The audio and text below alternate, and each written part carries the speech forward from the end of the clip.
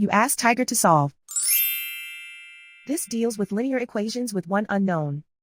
The final result is x equals 3 over 13. Let's solve it step by step. Group all constants on the right side of the equation. Subtract 2 over 13 from both sides. Combine the fractions. Combine the numerators. Reduce the zero numerator. Simplify the arithmetic. Combine the fractions. Combine the numerators. And so the final result is x equals 3 over 13.